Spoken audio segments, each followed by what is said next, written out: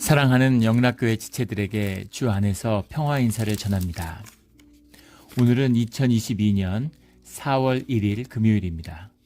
오늘의 묵상 본문은 출애굽기 39장 32절로 40장 16절까지의 말씀입니다.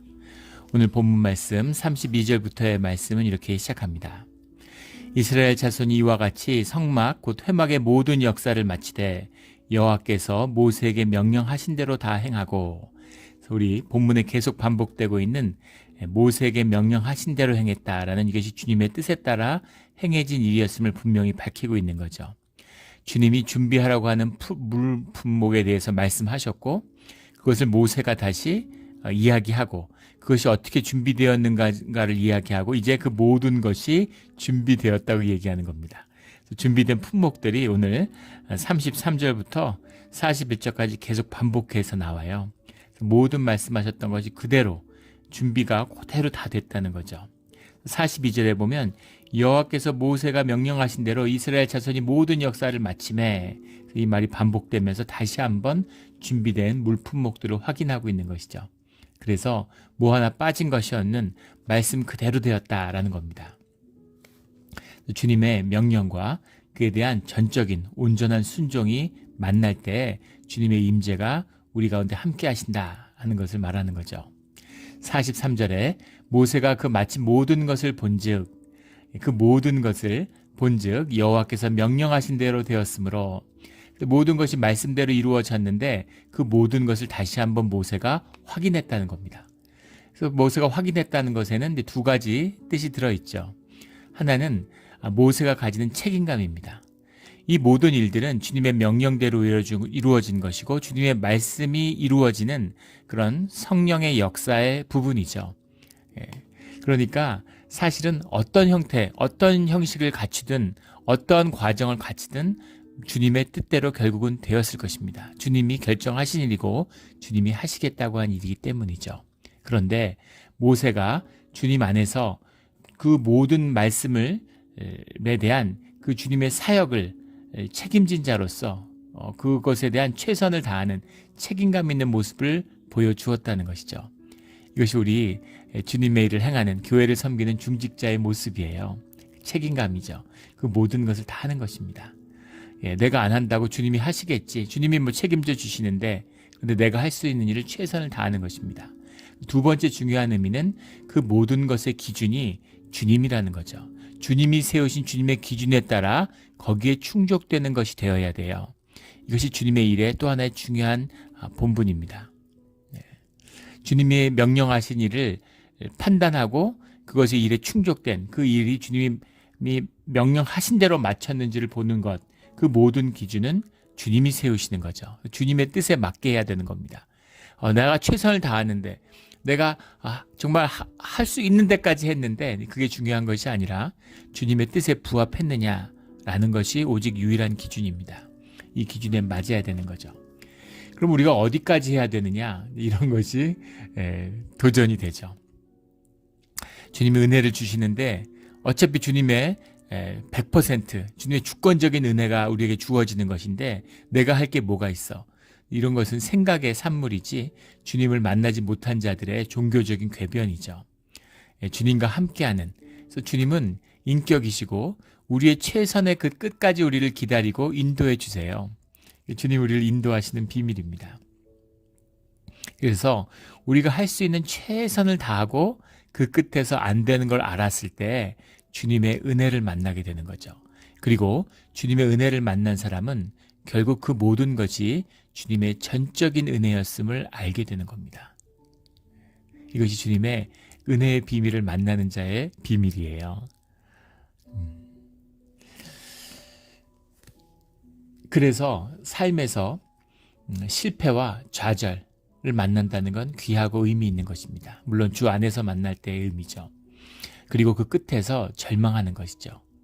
내 인격, 내 능력, 내 자질, 내 성품, 내 본성, 이 모든 것에 대한 깊은 절망을 만난 다음에 비로소 주님의 전적인 은혜와 하나가 될 수 있는 거죠. 베드로의 통곡과 같은 것입니다. 베드로가 세상이 다 주님을 버려도 저는 주님을 버리지 않습니다. 주님 위해 목숨을 바치겠습니다. 칼을 빼들고 주님을 지키겠다고 했는데 결국 십자가 앞으로 가시는 주님 앞에서 주님을 3번 부인하죠. 그리고 통곡이 터지는 겁니다. 베드로의 통곡이 있어야, 그래야 그것이 십자가인 거죠. 그것이 베드로의 십자가입니다. 그래야 주님과의 새로운 동행의 길이 열리는 거예요. 이게 나구나. 나는 안 되는구나. 사도 바울의 통곡이 있는 것이죠. 율법으로는 흠잡을 데가 없고 산헤드린의 회원이고 누구나 존경받는 그 시대의 최고의 힘과 명예와 모든 걸 다 갖춘 사람이에요. 근데 주님을 만나고 나니까 통곡이 터지는 거죠. 아라비아에 가서 집거하고 주님의 일을 시작하고 온갖 고난 가운데 내가 가졌던 모든 것을 배설물로 여긴다, 이런 고백이 나오잖아요. 배설물로 여긴다고 해서 아무 쓸모가 없었느냐? 그렇지 않죠. 사도 바울이 그 시대 최고의 그런 지적인 소양을 갖춘 사람이었습니다. 그러니까 주님이 사도 바울을 써서 주님의 뜻과 말씀을 사도 바울의 경험 가운데 그의 식견과 경륜을 통해서 그 시대의 사람들에게 계시하시는 거죠. 왜 베드로가 아니었을까? 베드로는 수제자였는데 베드로는 그런 학력이나 그런 식견을 갖춘 사람이 아니죠. 베드로는 베드로의 쓰임이 있고 뭐가 더 귀하고 덜 귀한 것이 아닙니다. 다 귀한 것이죠. 그런데 우리의 경험으로 되는 것은 아니지만 우리의 경험을 통해서 경험을 쓰시는 주님의 은혜가 있다, 이런 거죠. 우리가 최선을 다해야 돼요. 그리고 거기서 망하는 끝을 한번 봐야 되는 겁니다.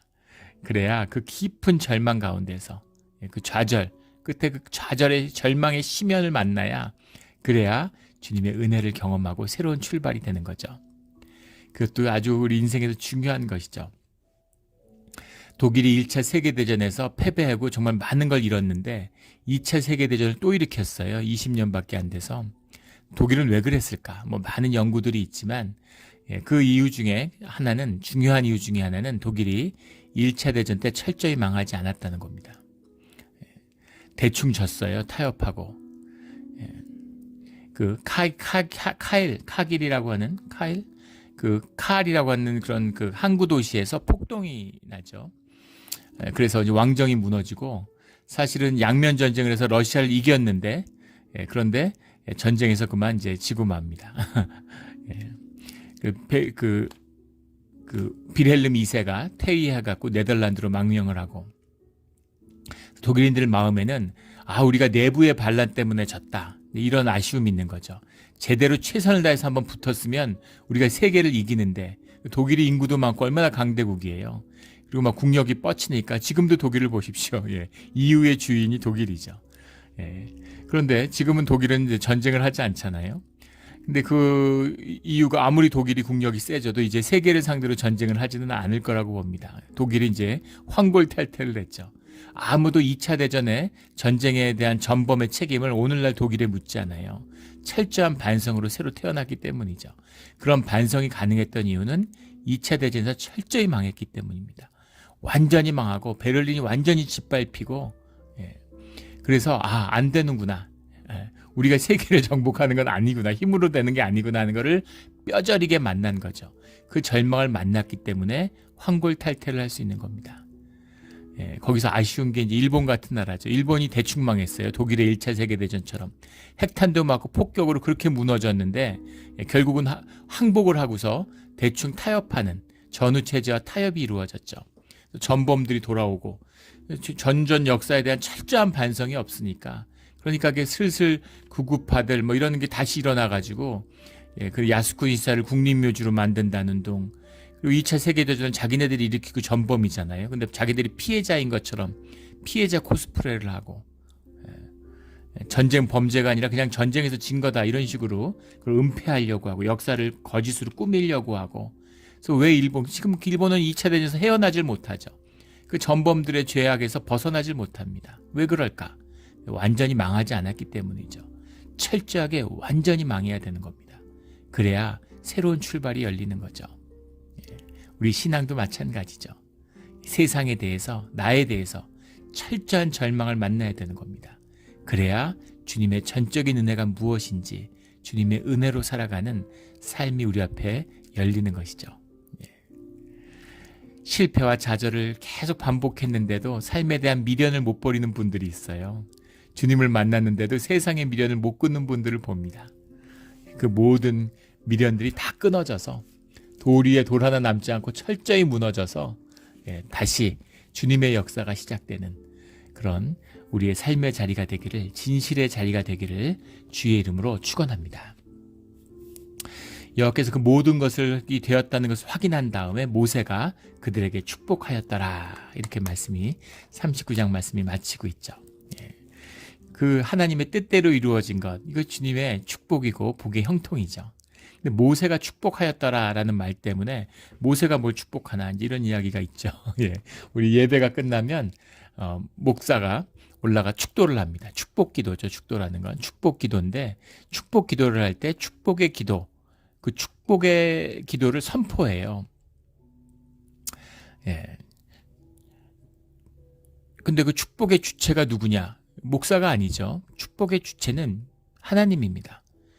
복의 근원이 주님이시니까 복을 축복을 하는, 축복을 베풀고 축복의 기도를 하는 분은 주님이시죠. 그리고 우리는 축복을 주님께 간구하는 것입니다. 축복의 기도를 목사가 하지만 그것은 주님께 간구하고 동시에 그 기도를 통해서 주님의 축복이 우리에게 임하는 것이죠.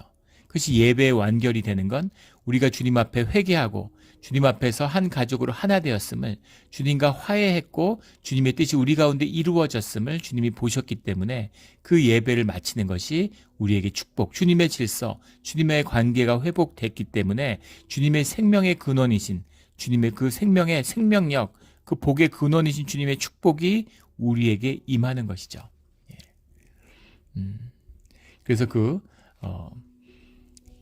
함께 할지어다 이렇게 선포하는 것과, 근데 그것이 이제 요즘에 이렇게 목사가 축복을 기원하는 거기 때문에 기원하옵나이다, 기원한다고 마치던, 직접 축복을 선포하던 그 주체가 주님이시라는 것은 변함이 없는 것이죠.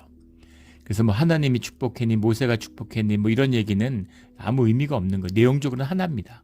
축복의 주인, 축복의 주체는 주님이신 거죠. 그러나 그 축복을 선포하고 축복을 선언한 것은 모세입니다. 모세가 주님과 하나가 되었으니까, 그 이스라엘이 주님과 하나 되었다는 그 온전한 순종이 주님과 하나 되었다고 하는 우리의 주님께 대한 선서죠. 주님 이걸 받으셔서 축복을 우리에게 선포하는 것입니다. 동시에 이것은 주님과 하나 된 것이 우리에게 복의 근원이고 이미 우리에게 복이 임했음을 보여주고 있는 거죠. 이 똑같은 것을 창세기 1장 32절에 볼 수 있어요. 주님이 모든 걸 말씀으로 이루신 다음에 말씀을 보시고 주님이 좋았더라 라고 말씀하시죠. 그 주님의 뜻대로 이루어진 것 가운데 주님의 그 근원, 주님의 본질, 무한 차원의 그 본질이 이 현상의 세계에 어그러진 것이 딱 맞춰졌으니까, 회복되었으니까, 그러니까 당연히 복이 되는 거죠. 생명의 근원이 회복되는 거죠.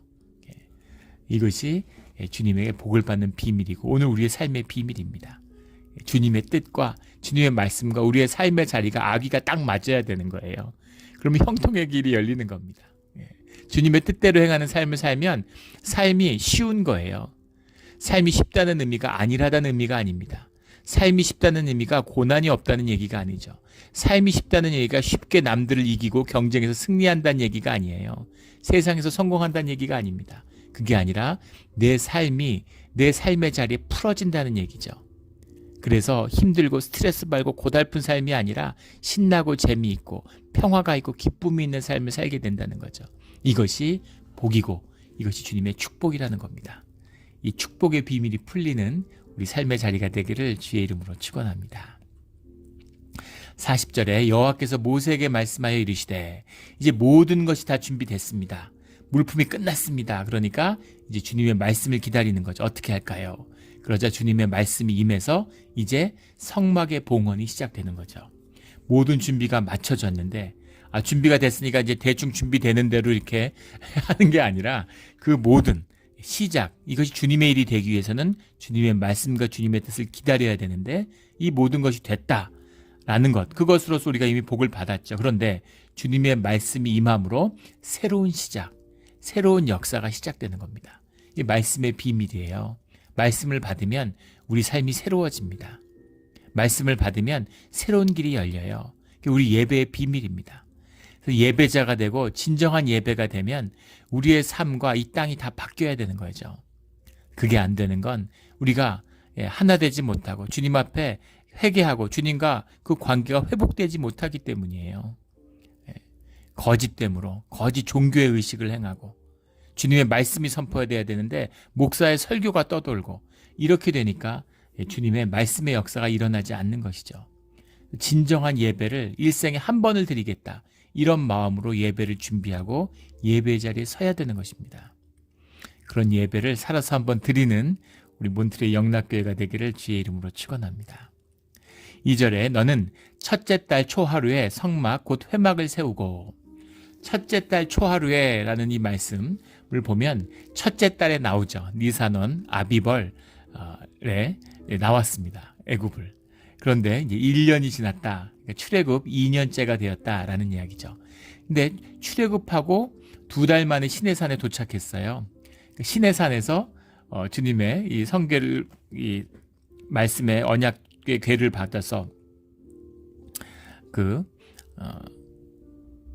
이 성막의 건축을 준비했는데 10개월이 걸린 것이죠. 여기 나온 것들을 준비하는데 10개월이 걸렸어요. 다 수작업으로 하는 거니까 그걸 녹이고 만들고 짜고, 그러니까 이 기간이 쉽지 않았음을 의미하는 거죠. 10개월의 정성과 노력이 들어진 다음에 이 노력과 정성이 들어가야 되는 겁니다. 그래서 예배가 준비되는 거죠. 우리 지난주에도 주일날 교회 안에 계속 찬양이 퍼지니까 우리 부활절을 준비하는, 그래서 한 2시간 반 정도, 2시간 한 20분 정도 연습을 하시더라고요. 그래서 연습을 너무 세게 하시는 게 아닌가 싶을 정도로 아주 열심히 하셨어요. 끝나고 나오는데 다 초췌한 모습인데, 우리 곡장로님이 그걸 인도하고 준비하셨는데 얼굴이 아주 빛이 나고 쌩쌩하시더라고요. 여러 달간의 투병 때문에 몸이 안 좋으셨을 텐데 찬양의 기쁨이 얼굴에 넘치는 거죠. 심령이 살아났구나 하는 것을 보면서 참 감사하고 주님이 기뻐하시겠구나 하는 생각이 들었습니다. 정성과 노력을 다해서 준비하기 때문에 그 찬양이 귀하고 복된 것이죠. 그래서 10개월 동안 이 모든 걸 준비한 겁니다. 요즘 준비하라 그러면 이런 거 준비하는데 아마 일주일도 안 걸릴 거예요. 근데 그 시절은 사람들이 나와서 이걸 준비하는 과정을 생각해 보세요. 정성을 다해서 10개월간 준비를 한 거죠. 3절에 또 증거궤를 들여놓고 또 휘장으로 그 궤를 가리고, 이걸 이제 진설을 하고 준비를 하는 거죠. 휘장으로 그 모든 것이 가려져 있는 겁니다. 휘장으로 그 궤를 가리고, 휘장으로 가려져서 주님이 우리 가운데 함께 하기 위한, 진짜 주님의, 우리한테 머물 수 없는 분인데 머물기 위해서, 우리와 함께 하기 위해서 주님이 하시는 방법이죠. 그래서 휘장으로 걔가 가려져 있어요. 아무도 휘장 앞에 나갈 수 없는 겁니다. 근데 십자가의 보혈의 은혜로 우리가 주님 앞에 나아갈 수 있죠. 주님 앞에 나가서 주님께 직접 우리가 왕 같은 제사장으로, 만인 제사장으로 부름받아서 누구나 주님 앞에 회개하고 주님께 기도를 드릴 수 있습니다. 이 은혜가 예수 그리스도 십자가의 은혜죠. 이보다 큰 은혜가 어디 있겠습니까? 이 귀한 은혜를 절대 종교의 거짓으로 패하지 않는 우리 신앙의 자리가 되기를 주의 이름으로 축원합니다.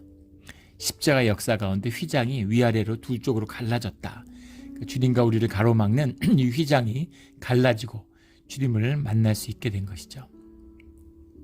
4절에 또 상을 들여놓고 그 위에 물품을 진설하고 등잔대를 들어놓아 불을 켜고, 물품이라는 건 진설병이죠.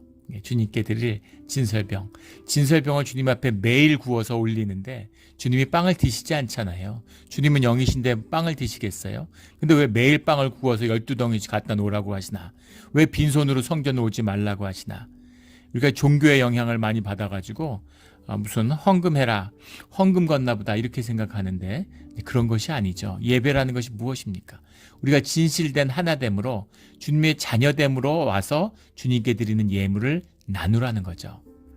그래서 주님 믿습니다, 주님에서 하나 되었습니다, 그 뻥이라는 겁니다. 너희의 삶이 나누어지지 않고 너희가 같이 먹고 같이 웃고 삶을 나누지 않는데 너희들이 하나 되었다는 이야기가 뭐냐는 거죠.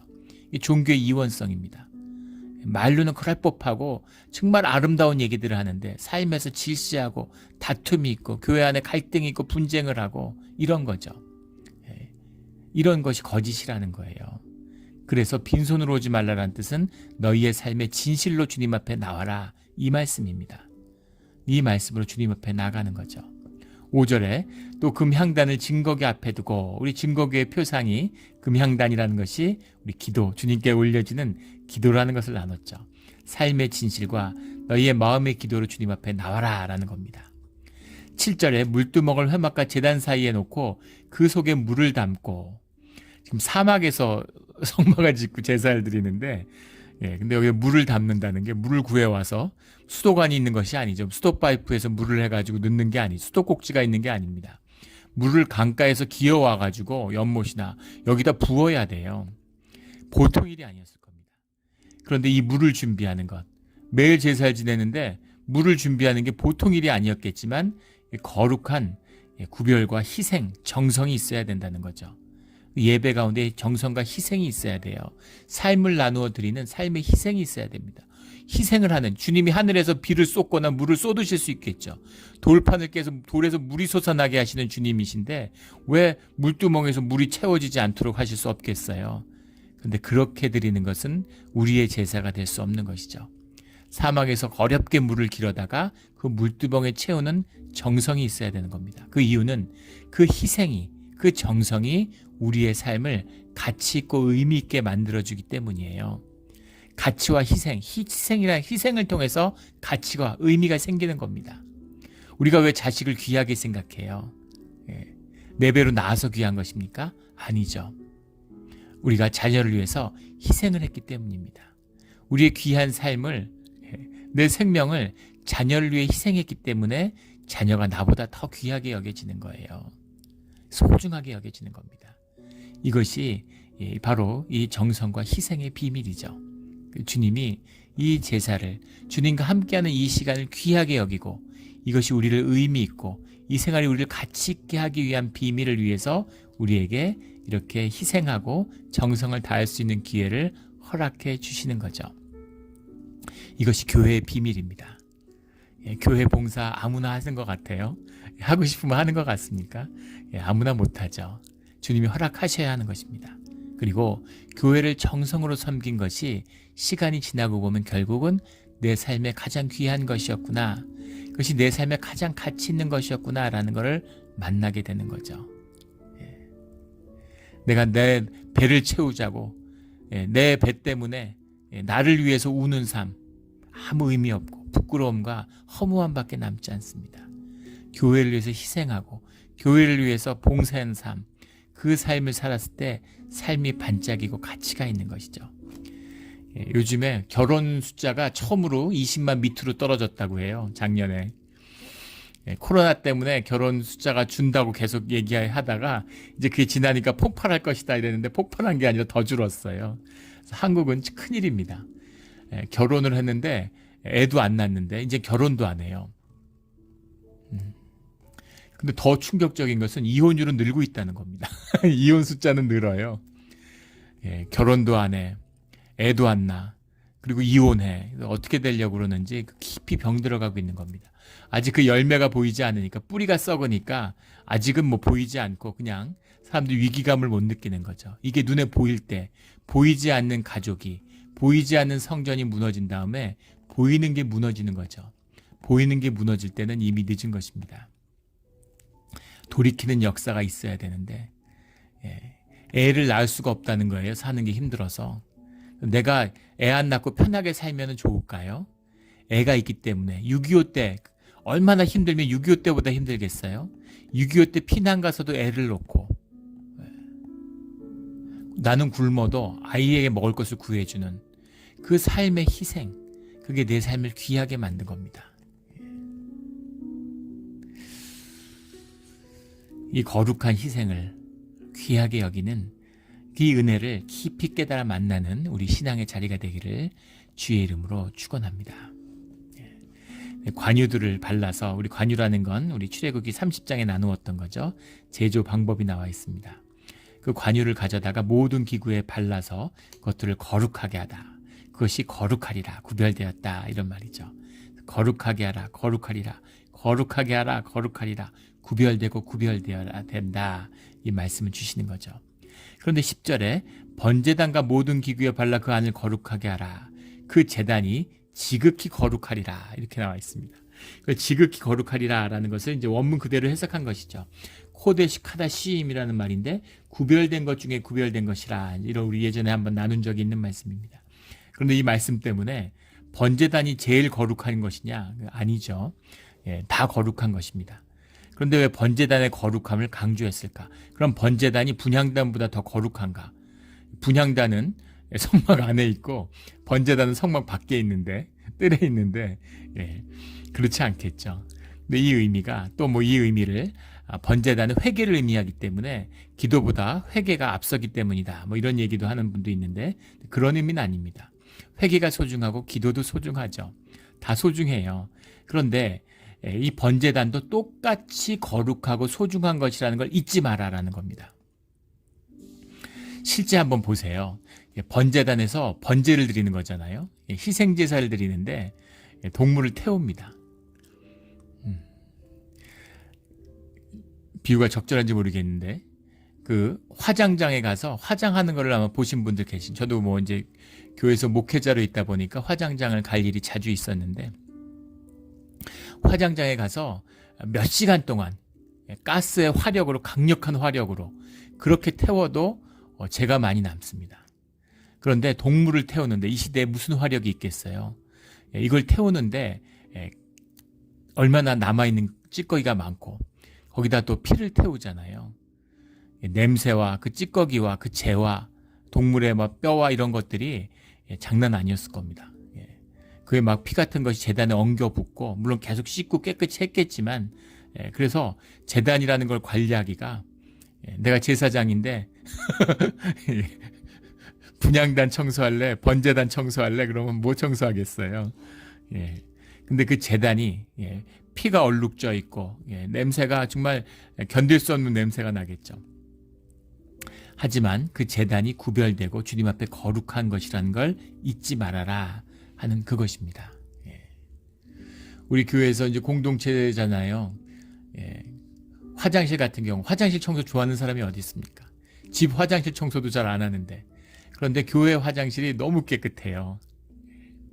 우리 예전에 우리 무슨 여기 통신 시설 교체한다고 통신회사에서 나와서 뭐 이걸 이제 교체하는 작업을 하는데 무슨 인터넷 방식이 바뀌었다고 그 온 분이 이제 교회 다니는 집사님이죠. 미국 분인데 우리 교회 와서 이 화장실을 쓰려고 들어가 보더니 뭐 쓰고 나오더니 야 너희가 진짜 좋은 교회구나. 정말 좋은 공동체구나 하는 걸 알겠다 그러더라고요. 그래서 뭘 보고 하나 주중에 나와 사람 아무도 없는데 그러니까 뭘 보고 알았냐 이러니까 화장실을 보고 알았다 그러더라고요. 뭘 좀 아는 분인 거죠. 화장실을 보면 그 공동체가 어떤지 교회가 어떤지 단박에 알 수 있습니다. 어떻게 이렇게 화장실이 청결하고 깨끗할 수가 있냐고. 화장실이 어떻게 이렇게 정결하고 깨끗할 수 있을까요? 물론 사람들이 깨끗하게 써서도 그런 것도 있지만 기본적으로 청소를 하기 때문이죠. 교회에 제 중직들이 재직들이 열심히 봉사하고 관리부가 열심히 봉사해서 나와서 봉사하고 씻고 닦고 이렇기 때문에 깨끗한 겁니다. 그런 헌신과 정성이 있기 때문에 내 집이면 그렇게 깨끗하게 하겠어요? 교회니까 주님의 집이니까 아버지의 집이니까 그렇게 정성으로 깨끗하게 하는 것이죠. 그런 의미입니다. 그런 의미에서 거룩하게 구별된 것이죠. 거룩한 것이에요. 이런 귀한 정성들이 주님의 축복의 자리가 되는 줄 믿습니다.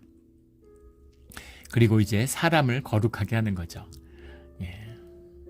12절부터는 이제 그 아론과 그의 아들들을 데려다가 대제사장과 제사장으로 구분해서 거룩하게 기름을 받는 사람이 준비되어서 물품들을 진설해 놓고 사람이 준비되고 그리고 주님이 준비하시는 그 봉헌이 이루어지는 거죠. 물품만 구별되었다고 해서 구별되는 것이 아니라 사람이 구별되어야 되는 것입니다. 그래서 15절에 보면 그들이 기름 부음을 받았은즉 대대로 영영이 제사장이 되리라 라는 주님의 말씀이 임하고 모세가 그같이 행하되 여호와께서 자기에게 명령하신 대로 다 행하였더라 이렇게 나오죠. 여러 가지 생각이 들죠. 아론은 그 자녀들은 송아지 제사를 황금 송아지 우상 숭배에 참여했던 자들이에요. 예. 그때 돌로 맞아 죽었어야 될 것 같은데 주님이 하신 언약대로 세웠다는 겁니다. 이것이 의미하는 것은 무엇이냐면 아론이나 그 자식들이 뭐 대단해서 그런 것이 아니라는 거예요. 뭐가 준비되고 남달라서 그런 게 아니라는 겁니다. 그들이 남다르죠. 남다른 이유는 주님이 구별하셨기 때문이에요. 남달라서 구별된 게 아니라 구별돼서 남다른 것입니다. 이 의미죠.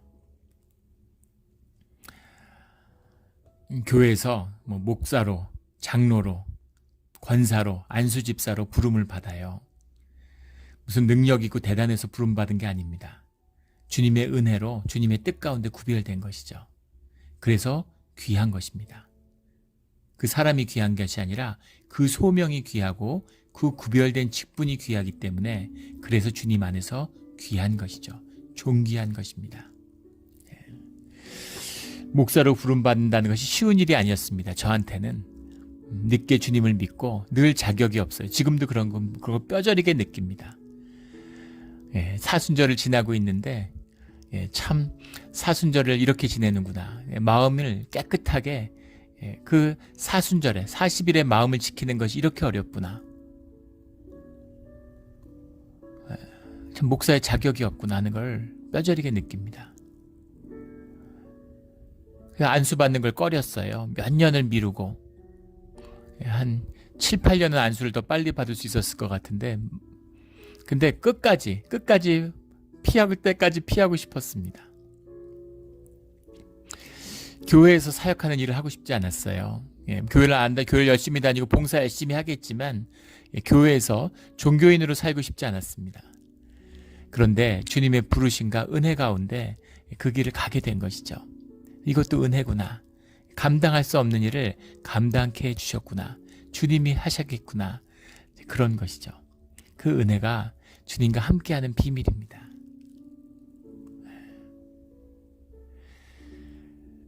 그 수도원에 가 있을 때 마지막 수도원을 나오던 날 주님께 받은 말씀이었습니다. 주님이 말씀을 안 하시니까 들어갔는데 계속 있었고 뭐 말씀을 안 하시면 평생 있었을 수도 있었겠죠.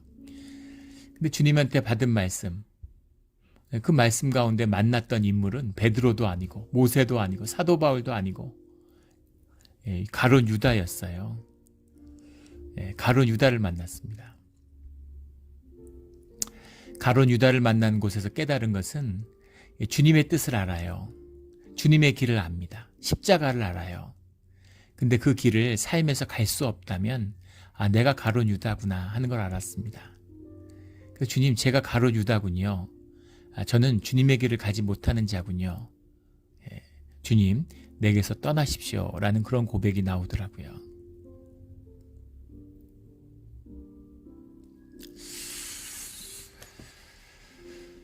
근데 주님이 그때 마음에 주신 말씀은 너는 나를 팔지 않아도 된다라는 것이었습니다. 너는 나를 팔지 않아도 된다. 근데 그 말씀을 너는 목사하지 않아도 돼. 너는 교회에서 일하지 않아도 돼. 종교인이 되지 않아도 돼. 그런 말씀으로 받았어요. 그런 자유함으로 받았습니다. 근데 주님의 인도하심은 교회였어요. 그리고 교회에서 은혜와 사랑을 많이 받았습니다. 그래서 그 끝에서 만나는 주님의 말씀의 뜻은 주님이 하시는 거구나. 주님의 은혜로, 주님의 주권으로, 주님의 인도하심으로 은혜의 길로 인도해 주시겠구나. 주님의 귀한 목회를 보게 해 주시겠구나 라는 것이었습니다. 그런 인도하심으로 여기까지 왔고 또 그런 인도하심으로 이끌어 가시리라고 믿죠. 주님의 오직 은혜입니다. 구별된 은혜, 오직 은혜, 주님의 은혜일 뿐인 거죠. 이 은혜를 만나고 이 은혜가 회복되는 이 사순절의 때 또 오늘 하루가 되기를 주의 이름으로 축원합니다.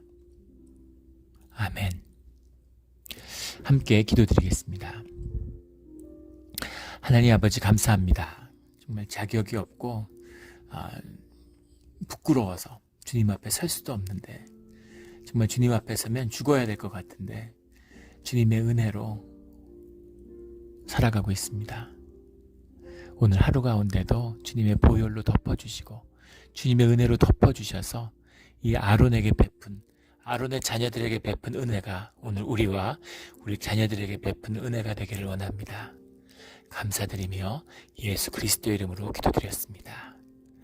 아멘.